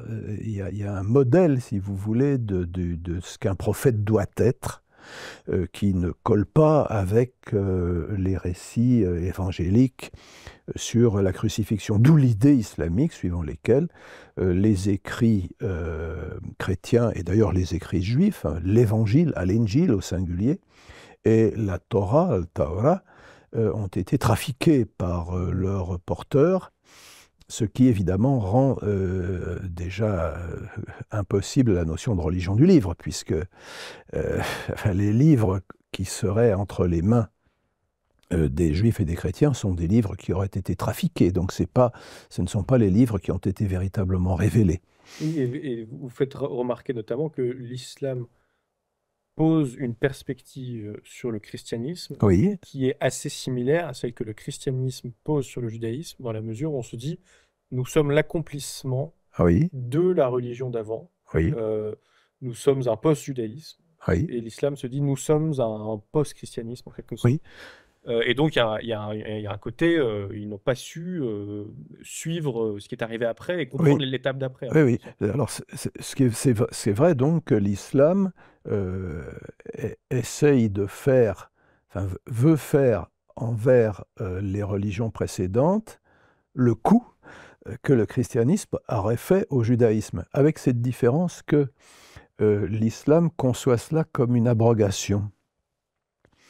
Alors que le christianisme, en tout cas le christianisme qui a gagné, enfin le christianisme orthodoxe, ne considère pas que l'ancienne alliance soit caduque. Non, non, elle est accomplie et pas abrogée. Accomplie, oui, accomplie et pas abrogée, allégorisée et pas déclarée fausse, et pas déclarée trafiquée, pervertie par ses porteurs. Ça, Maïmonide l'a bien vu, hein. Maïmonide n'avait pas une opinion très haute des chrétiens. Pour eux, c'était des imbéciles, hein. Bon, des imbéciles qui croient en 3 dieux. Il reprend d'ailleurs la formule coranique, hein. Le Dieu n'est pas le 3e de 3. Hein. Mais au moins, il ne nous accuse pas d'avoir trafiqué nos écritures. Au moins, il respecte ce qu'ils appellent l'Ancien Testament, bon, que nous on appelle, enfin, que les Juifs appellent la Bible hébraïque. Bon. Ça, c'est quand même une différence assez capitale, hein. Parce que ce que nous avons de commun avec le judaïsme, enfin ce que le christianisme a de commun avec le judaïsme, c'est la notion d'alliance. C'est la notion selon laquelle Dieu a eu une aventure avec l'humanité. Aventure même au sens érotique du terme, hein. Bon. Il marche avec le peuple, hein, dans la colonne de nuée. Il le fait sortir d'Égypte. C'est cela. Alors que pour l'islam, bah, Dieu reste dans son ciel, il parachute de temps en temps un prophète avec un message. Plus exactement, il parachute des quantités de prophètes, mais il parachute un nombre très restreint d'envoyés. Rasoul, hein, lorsque l'islam dit le Mahomet, enfin Mohammed, est l'envoyé d'Allah, c'est plus qu'un prophète. Ce qui fait que les malheureux chrétiens qui s'imaginent qu'on peut dire à la rigueur que Mahomet était un prophète, paye les musulmans en monnaie de singe, puisque dire que c'est un prophète, ça ne mange pas de pain. Pour être prophète, il suffit de parler de Dieu et d'en dire des choses qui ne sont pas entièrement fausses et de prêcher une morale qui n'est pas entièrement perverse. Bon, bah alors Aristote est un prophète. Bon, Akhenaton, le pharaon Amenophis IV, est un prophète, et plus il était monothéiste. Mais lorsque l'on dit que Mohammed est un envoyé, ça veut dire qu'il a porté un message, risal, de la même racine que rasoul. Et un message, c'est un code de conduite. Donc, si le chrétien dit aux musulmans, nous admettons que, vous admettez que Jésus, ou plutôt Aïssa, était un prophète, nous admettons nous-mêmes, nous renvoyons l'ascenseur, voilà, c'est ça, nous admettons nous-mêmes que Mahomet était un prophète. Alors dans ce cas, le musulman dira, ou bien vous dites qu'il est un prophète, et dans ce cas, bon, ça ne mange pas de pain, ou bien vous dites qu'il est un envoyé, et dans ce cas, pourquoi vous ne suivez pas sa loi ? Donc, si vous voulez, là, on a un dialogue enfin, pas un dialogue de sourds, mais en tout cas, on se paye en monnaie de singe. Et je pense que souvent, les gens ne comprennent pas qu'il y a évidemment le Coran, mais il y a aussi les hadiths, oui, qui sont plus nombreux. Bien sûr. Et même, vous semblez dire, plus importants, de certaine façon, que le Coran. Et combien de hadiths existent-t-il? Donc, c'est des lois, c'est des indications à suivre. Oui. Est-ce que vous avez une fourchette à peu près? Combien il y en a? Écoutez, dans les deux fameux recueils appelés Sahih, donc authentiques, celui de Bukhari et celui de Muslim, qui sont de la même époque. Muslim est mort 10 ans après Bukhari, 830, 840, quelque chose comme ça. Je ne voudrais pas dire de bêtises, je ne sais pas les dates très précises par cœur. Toujours est-il qu'ils disent avoir criblé 600 000 déclarations attribuées au prophète et n'en avoir gardé à peu que 6 000. Ils ont déjà fait un tri. Ils ont déjà fait un tri énorme, oui. Pourquoi? Parce que attribuer au prophète une déclaration, ou même simplement une attitude, le fait d'avoir fait telle chose, c'est exactement, c'était peut-être pas prescriptif, en tout cas légitimement. Ce que le prophète a fait, vous n'êtes pas obligé de le faire, mais vous ne pouvez pas dire que c'était mauvais. Oui. Puisqu'il a été choisi, purifié, Mostafa, c'est le bel exemple, comme dit le Coran, donc vous pouvez pas. Ça devient source de droit. Donc il faut faire attention. Il faut cribler très précisément ce qui vient effectivement du prophète. Alors pour ce faire, ils ont utiliser un procédé qui nous déroute un petit peu. Ils ne se sont pas du tout demandé si des déclarations étaient anachroniques ou pas. Ils se sont demandé si la chaîne de transmetteurs, Ibn Dupont a dit que Ibn Durand avait dit que Ibn Duval avait dit que Ibn Dubois avait dit que le prophète, etc. Oui. Bon, alors il faut garantir donc la... Téléphone arabe en l'occurrence. Oui, si vous voulez. Enfin, il faut garantir qu'ils se sont connus, les transmetteurs se sont connus, qu'il n'y en avait pas qui étaient un peu amateurs de galéjade, pour se faire valoir, raconter des choses. Il n'y en avait pas qui étaient un ivrogne qui, pris de boisson, pouvait raconter n'importe quoi, etc. Donc vous avez une sorte d'enquête de moralité sur les transmetteurs. Et si la chaîne est solide, alors là, le hadith est sûr. Bon, et donc, il est source de loi. Bien. Seulement, au bout d'un certain temps, il y a des petits malins qui l'ont d'ailleurs avoué, je crois que je cite, qui ont fabriqué des chaînes en béton. Enfin, supposez qu'une chaîne de béton en acier plutôt, en acier, ça ne doit pas être facile de faire une chaîne en béton. Bon, et on a raccroché ce qu'ils voulaient pour légitimer la pratique d'une école juridique déterminée. Bon. Donc, le paradoxe, c'est un peu comme le paradoxe du policier, si vous voulez. Celui qui a un alibi en béton est plutôt plus suspect que celui qui ne sait pas ce qu'il avait fait le 16 février à 1857. Bon. Donc, plus la chaîne est solide, plus il faut se méfier.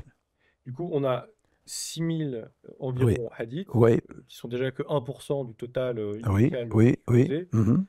dont on a du mal à trier la rigueur, si je puis dire, au Bah travers de oui. la chaîne des signifiants. Et puis le juriste, le bon juriste, le juriste compétent islamique va fabriquer, disons, des réponses juridiques en sous-pesant au quart de carat la valeur de telle déclaration qui peut se combiner avec une autre, qui peut être nuancée avec une autre. Enfin bon, c'est tout un art qui a demandé une subtilité assez De ce extraordinaire. point de vue-là, il me semble qu'il y a un parallèle quand même entre le judaïsme Oui, et l'islam, qui est d'avoir une emphase assez forte sur le juridique, oui, sur quasiment avoir des discussions d'avocats en oui, posant des précédents et en cherchant un peu à la common law anglaise, de trouver des oui. précédents et Mhm, d'arguer mhm. à partir de ces précédents juridiques.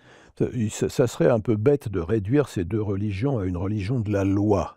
Mais c'est vrai que le côté normatif a un rôle très important, beaucoup plus important que dans le christianisme, hein, dans le judaïsme et dans l'islam, avec cette différence que dans le judaïsme, les 613 commandements de la Torah s'appliquent aux juifs, et aux juifs seuls. Et ils servent même à distinguer le peuple, alors on dit le peuple élu, mais je dirais le peuple chargé d'une mission particulière, parce que élu, ça, bon, comme s'il n'y avait que des droits et pas des devoirs. Hein. Le peuple d'Israël a une mission envers le reste de l'humanité. Bon. Mais ça sert à le distinguer des nations du monde. Bon. Nous, les non-juifs, bon, dont je suis, doivent se contenter, si je puis dire, des 7 commandements qui auraient été donnés à Noé au sortir de l'arche. Nous sommes tous des descendants de Noé, hein, Oui. puisque la première génération, celle d'Adam, bon, a été lessivée, si je puis dire, par le dialogue, par le déluge, pardon. Intéressant, Freudian slip. Hein. Ouais. Bon. Donc, nous sommes tous des descendants de Noé et nous devons nous conformer aux 7 commandements qui auraient été donnés à la sortie de l'arche, tels qu'ils sont énumérés dans le traité Sanhédrin, ça doit être 54b si je me souviens, mais je pourrais me tromper. Bon. Commandement très intéressant d'ailleurs, parce que c'est toute une anthropologie. Il y a l'interdiction de l'inceste, il y a la nécessité de l'interdiction d'arracher un membre un animal vivant pour le consommer. Donc c'est la cuisine. Hein. Tous les Lévi-Strauss c'est là-dedans, d'une certaine manière. Enfin, dis-je avec un sourire. Bon. En revanche, le christianisme, lui, est universaliste, mais il se contente de la morale commune.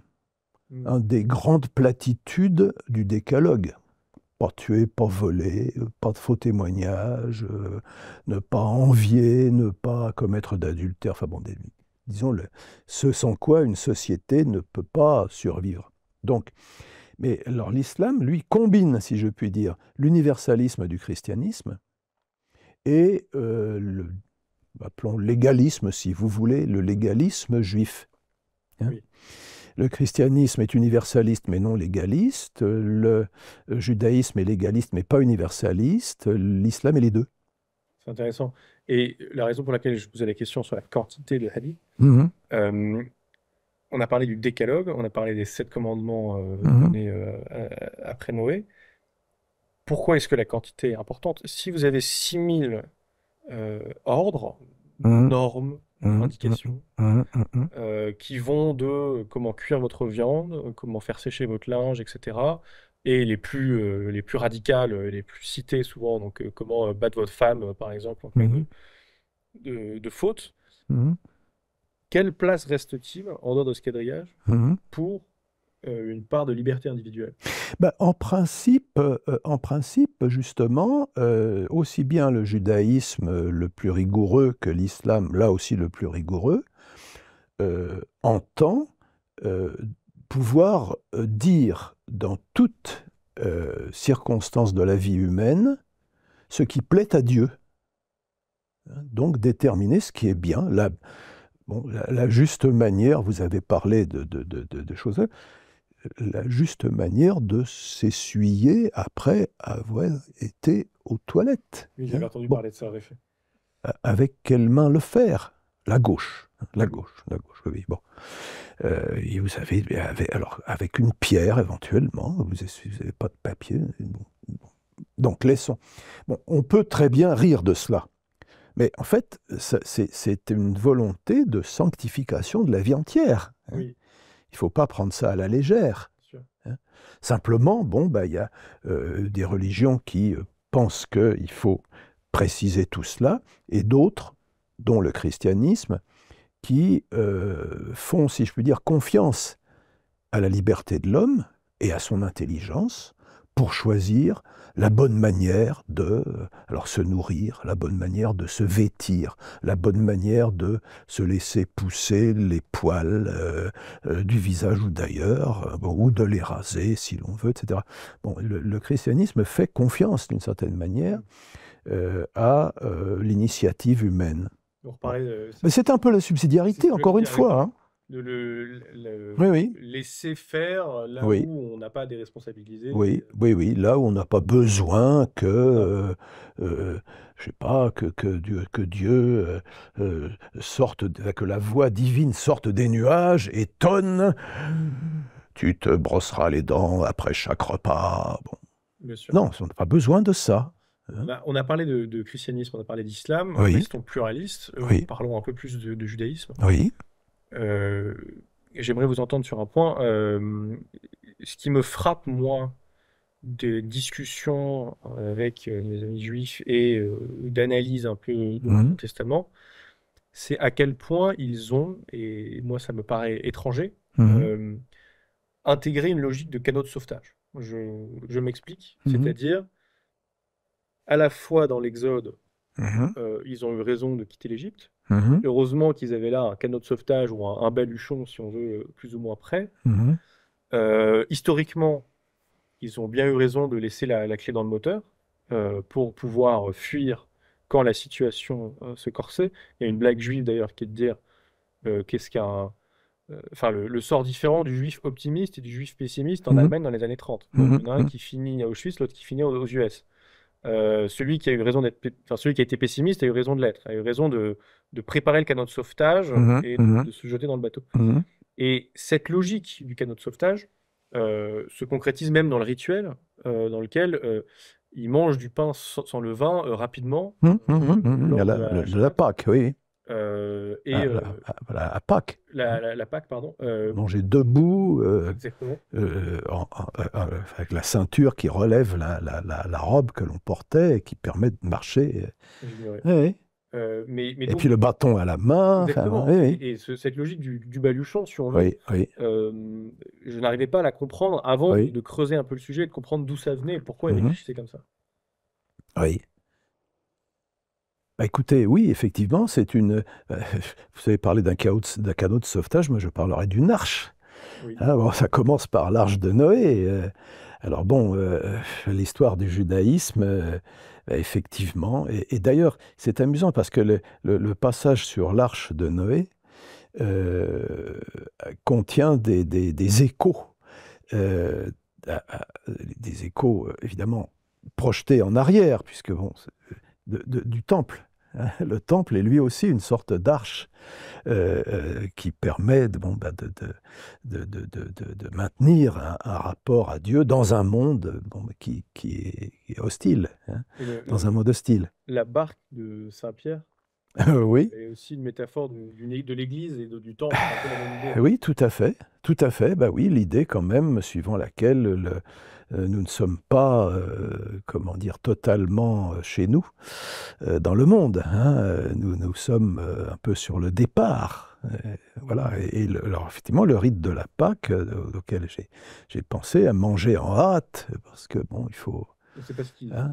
c'est pas ce qui va arriver. Ben oui, enfin, être assis sur un quart de fesse, pas aussi confortablement que moi là, mais parce que bon, il va falloir peut-être se lever et partir. Il y a une certaine, je dirais, déjà une prudence, oui. Mais aussi une humilité vis-à-vis de l'avenir. Tout à fait. On ne sait pas ce que demain nous réservera. Oui. Profitons-en maintenant. Oui. Et également, il y a, me semble-t-il, un vrai problème dans la formule que vous avez nuancé tout à l'heure de peuple élu, qui est utilisé de façon péjorative par Oui. les antisémites, Bah oui.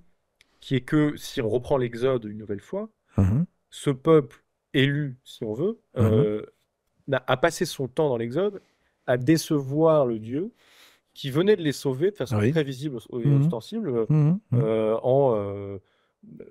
en jetant des plaies sur l'Égypte, en se manifestant quand même. Mhm. Et il y a Mhm. une ingratitude qui est systématique, Mhm. et tout l'Exode Mhm. est une répétition de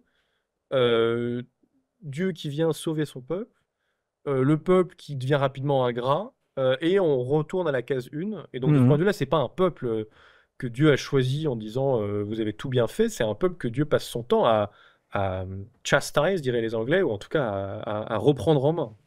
Ah, les oignons d'Égypte. Les oignons d'Égypte. Ah, les marmites de viande. Oui, qui viennent Ah, nostalgiques. je ne dis pas que le pharaon était un ange, mais enfin quand même, bon, vous voyez, ça c'est un cartoon que j'ai vu quelque part, hein, le peuple d'Israël qui suit Moïse et qui dit, bon, évidemment, bon, l'Égypte c'était pas idéal, mais enfin quand même, on avait... Bon, bah ça c'est... Et on a reçu ici Ruben Rabinovitch, qui est un Oui. psychanalyste de la Fondation Jean Jaurès, lumineux, Mhm. et qui a insisté sur le fait que la contrainte, et ça rejoint notre discussion sur la liberté positive, Mhm. la contrainte dans la pensée juive est au fondement de la liberté. Et non pas un frein particulier à cette liberté, c'est le fondement de cette liberté. Oui. Et je trouvais cette notion intéressante, et ça rejoint la structure en 3 temps de l'Exode, qui est que le premier temps, c'est une tyrannie avec le pharaon très autoritaire, qui a servi un peuple, etc. Mhm. La deuxième étape est certes une émancipation, on s'émancipe d'eux, une fuite, Mhm. on part de la tyrannie, tant mieux, mais elle est loin d'être une partie de plaisir. Je ne sais même pas si on peut la hiérarchiser au-dessus de la période d'avant, parce que c'est le désert. Et le désert, ça n'est pas une partie de plaisir. Sauf que notre époque, qui considère la liberté comme une absence de contrainte, Mhm. en soi, on a parlé de l'espace, mais le désert remplit bien la feuille de route également. C'est un vide dans lequel il n'y a pas de coutume a priori particulière qui s'applique. Il y a même une chanson qui dit In the desert, you no longer know your name. On perd son prénom, son identité. Et le judaïsme et l'Exode nous disent que le désert n'est pas une finalité, c'est qu'une étape vers une vraie liberté, qui est l'utopie à la fin, une sorte d'utopie, enfin le mot peut-être pas le choisi, mais The Land of Milk and Honey, du miel et du lait, où là, on aura une sorte de synthèse des 2 étapes précédentes, où il y aura une forme d'ordre, mais qui ne sera pas tyrannique, il y aura une forme de liberté, mais qui ne sera pas l'anarchie, il y aura une liberté bien ordonnée et soumise à un bien, et une contrainte vertueuse, disons.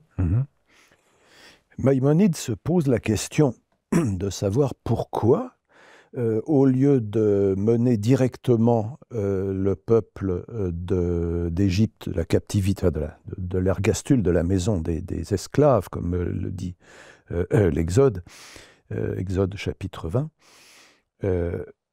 au lieu de mener le peuple directement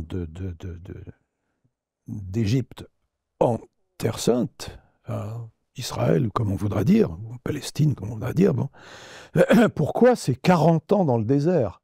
Pourquoi les avoir fait tourner en rond, comme ça, tourner en bourrique quasiment? Bon, c'est long, 40 ans. Ah oui, c'est plus d'une génération. Et Maïmonide explique que c'est justement pour que la génération qui avait connu la captivité disparaisse et soit remplacée par une génération qui aura connu la rude vie dans le désert, qui aura été aguerrie et qui donc deviendra capable d'entamer la conquête. Parce que le pays n'était pas vide. Le pays n'était pas vide. Bon, il y avait les 7... voilà, les Hittites, les Hivites et les Jébuséens et tout, bon, voilà, qu'il fallait vaincre. Bon. Et donc, le désert a une fonction pédagogique. Oui, alors, on peut espérer qu'il en sera de même pour nous. Il faut espérer, mais vous parlez de nostalgie tout à l'heure. On était dans le désert en disant, donc, la marmite de viande du pharaon n'est peut-être pas si mauvaise que ça.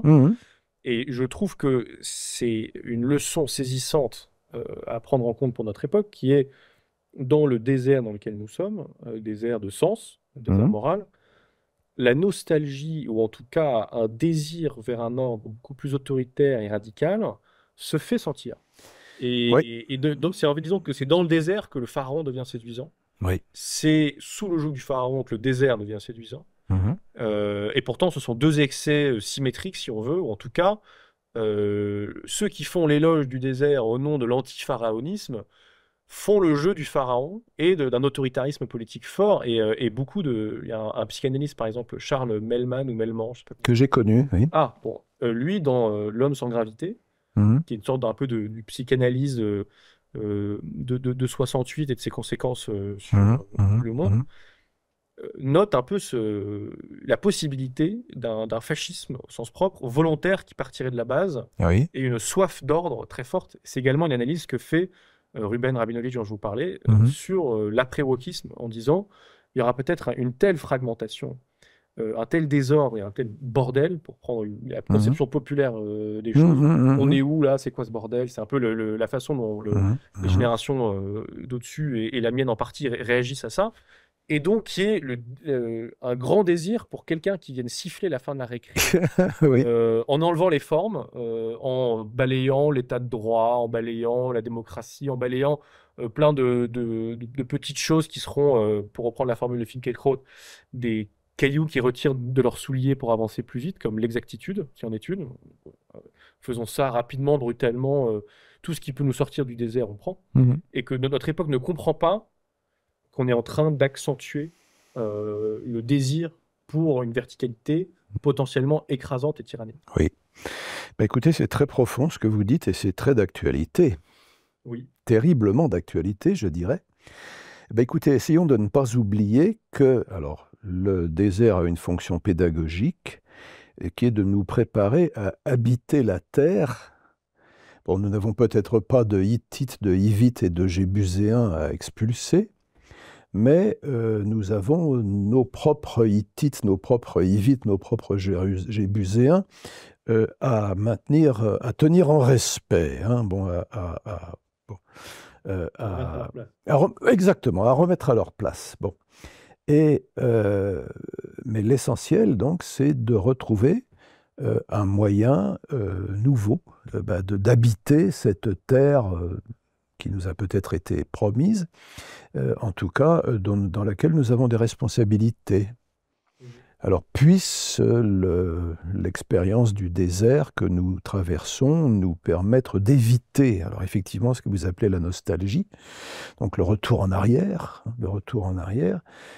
et nous aguerrir pour nous permettre d'habiter à nouveau là où nous sommes. Nostalgie, moi j'ai Oui. un ami slovaque, tout le monde devrait en avoir un, qui me disait que dans ce pays post-communiste, un certain nombre des vieilles générations avaient cette vieille nostalgie. Oui. De, quand même, ça se tenait mieux qu'aujourd'hui, c'était pas si mal, la marmite de viande n'était pas si mauvaise. Je sais pas s'ils ont mangé beaucoup de viande, mais en tout cas, il y avait cette même idée. Et je trouvais ça intéressant. On va quand même conclure, parce qu'il faut quand même, comme le disait Jean-Claude Duss, conclure un jour. Est-ce qu'il y a un ouvrage que vous, Rémi Braque, vous auriez aimé avoir lu plus tôt? Et si oui, lequel et pourquoi? Alors écoutez, vous m'avez posé cette question hier pour préparer cette émission. Vous m'avez même dit qu'il fallait l'apporter, cet ouvrage. Alors non, je ne l'ai pas apporté parce que c'est autre chose. Ça, c'est un livre que j'aime bien, mais en fait, ce que je voudrais dire aux générations futures, n'est-ce pas, c'est que j'aurais voulu en apporter une bonne dizaine, si ce n'est une bonne quinzaine, à savoir ce que l'on appelle les grands classiques. Qu'est-ce que c'est qu'un grand classique? C'est un livre qu'on aurait dû lire, ou plutôt qu'on aurait dû avoir lu. Je vous coupe juste là-dessus. Oui. Les gens font remarquer que ce qui définit un classique, c'est qu'on est toujours en train de le relire, et que personne ne peut dire « je suis en train de lire Balzac ». Ouais. Je relis Balzac. Ouais, tu parles, bande de menteurs, oui.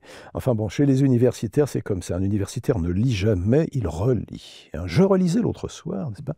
Bon, tu parles. Écoutez, là, je peux vous parler de mon expérience à Munich. Allez-y. Donc, où j'ai enseigné 10 ans, et où je faisais chaque année un séminaire groupé d'une semaine, Donc matin et après. Séminaire. Bloc séminaire, voilà. Je précise que j'y étais aussi, enfin pas en même temps que vous, mais Ah oui? j'ai étudié à Munich. Ah oui. Écoutez, quelle chance vous avez. Alors ça s'appelait effectivement Bloc séminaire. On commençait le lundi matin, on terminait le vendredi après-midi. Bon. Et on se colletait avec justement une de ces œuvres qu'on aurait dû avoir lues et qu'en fait qu'on n'avait jamais lues. J'ai commencé par la comédie, celle de Dante. Parce que je sais que c'est divine, l'adjectif divin n'est pas de Dante, mais a été envoyé, ajouté par un libraire au XVIe siècle qui voulait faire vendre son dossier. Il appelait ça commedia, c'est pas divine. Bon. Qui d'entre nous a vraiment lu la Divine Comédie? Bon, enfin, là, maintenant, je l'ai fait parce que j'ai été obligé de le faire. Bon, qui a vraiment lu le Don Quichotte? Pas dans une diction expurgée pour la jeunesse. Qui a vraiment lu Le Paradis perdu? Qui a vraiment lu Les démons et les frères Karamazov? Qui a vraiment lu La consolation de la philosophie de Boès, etc., etc. Bon, écoutez, avec ce système, je m'obligeais à le lire pour écouter ensuite des exposés, faire les études. Alors moi, ce que je dirais aux générations futures, ou déjà présentes, c'est ce que me disait un vieux bonhomme qui m'a beaucoup apporté. Nourrissez-vous de gelée royale. De gelée royale, c'est-à-dire ne lisez pas le dernier roman de Bip ou le dernier essai de Bip. Bon, mais lisez, alors Dante, Homère, j'ai relu l'Odyssée comme ça, dans ce cadre, lisez l'Énéide, lisez, enfin bon, voilà, les grandes, et puis des choses même plus modernes, Balzac, oui, Balzac c'est très bien, Stendhal c'est très bien, Flaubert c'est très bien, bon, plutôt que des choses de seconde qualité. Jugez-vous vous-même suffisamment digne pour entrer en dialogue avec ces œuvres qu'effectivement il faut non seulement lire, mais relire. Vous avez tout à fait raison, parce qu'une œuvre classique est une œuvre inépuisable. Elle ne passera pas de mode. Elle ne passera pas de mode. La mode, c'est ce qui se démode, le style, c'est ce qui reste. Bon, ce sont des œuvres qui ont du style.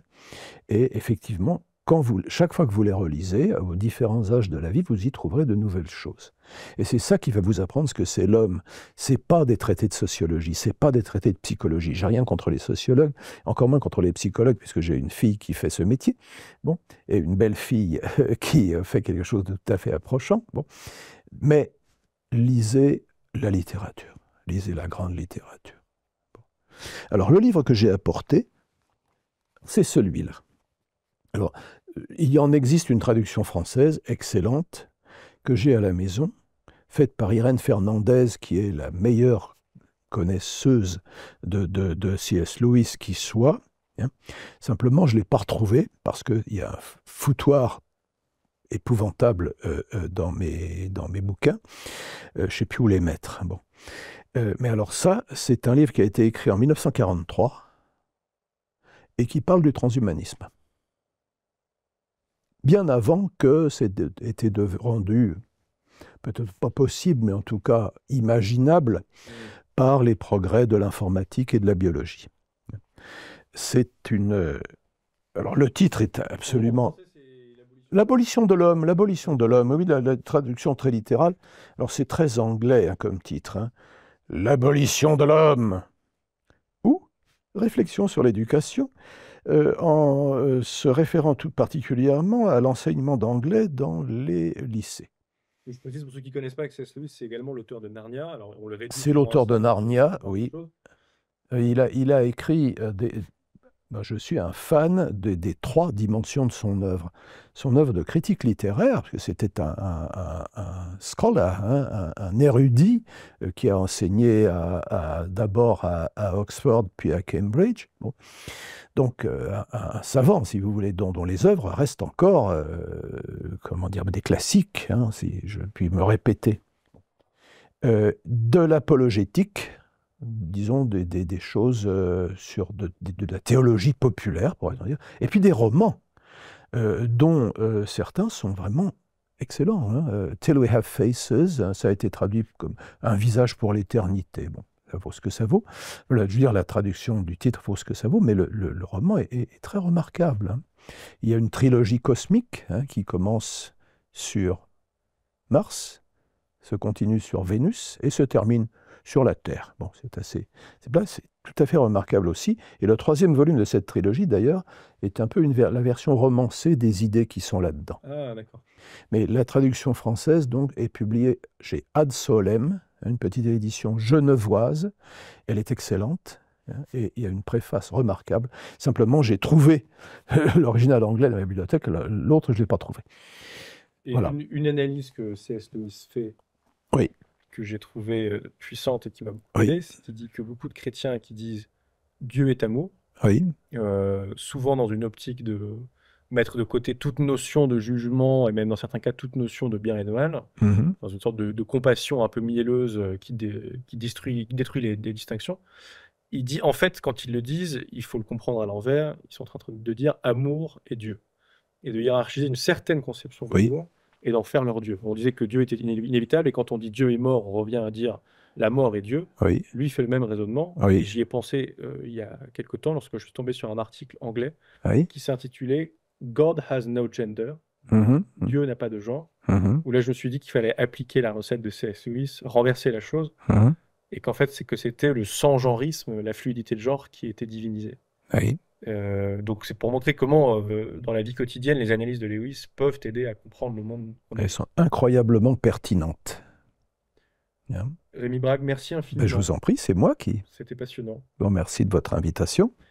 Et à une prochaine fois, avec grand plaisir. On espère continuer cette belle aventure qui est transmission. Et merci d'avoir transmis toutes ces belles choses à ma génération et peut-être à celle d'après. Et très bonne continuation à vous. Merci beaucoup.